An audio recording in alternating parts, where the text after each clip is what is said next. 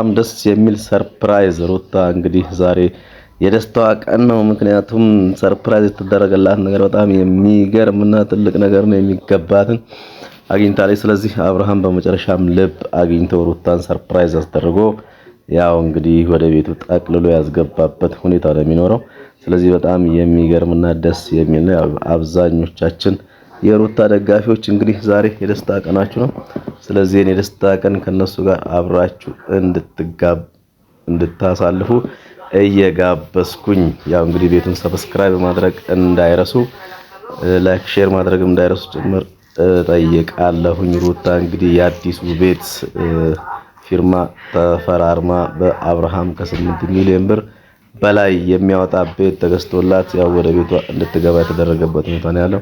ስለዚህ በጣም ትልቅ ሰርፕራይዝ ጠብቋት ነበረ። በዛም መሰረት ያን ሰርፕራይዝ ተደርጋ ያው ከመላ ቤተሰቡ ጋር ደስ በሚል ሁኔታ ቤቱ ተገዝቶላታል። እንግዲህ ያው ያን ቤትም ደግሞ ከካምፓኒው ርክክብ አድርጋ ማፈራረም የቻለችበት ሁኔታ እንዳለ አይተናል። ስለዚህ እንኳን ደስ አላችሁ ቤተሰብ፣ እንኳን ደስ አላችሁ ብለን ያው የሁለቱን የደስታ ቀን እንግዲህ አብረን እናክብር።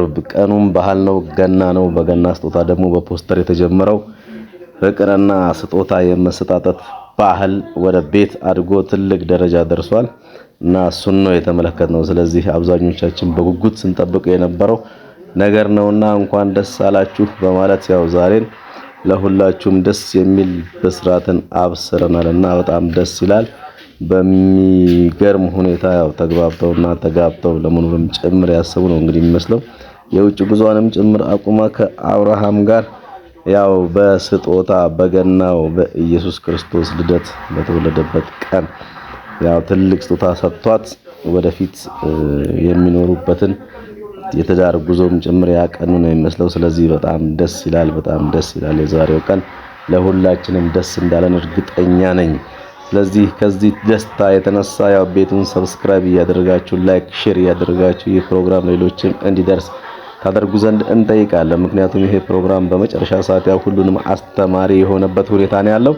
ምክንያቱም ትዳር ያው ላይ ጭቅጭቅ ይኖራል። ጭቅጭቁን ግን በአግባቡ መፍታት እንደሚቻልም ጭምር ያሳየና በጣም ደስ የሚል ፕሮግራም ነው የዛሬው ቀን። እንግዲህ በባህሉ በቀን እንደዚህ አይነት ደስታ ማየት ራሱ በጣም ደስ የሚል ነው። አብዛኞቻችን ያው ተፋቱ፣ ተለያዩ፣ ተበታተኑ ብለን ጭንቀት ውስጥም ጭምር የነበርን ሰዎች ነበርን።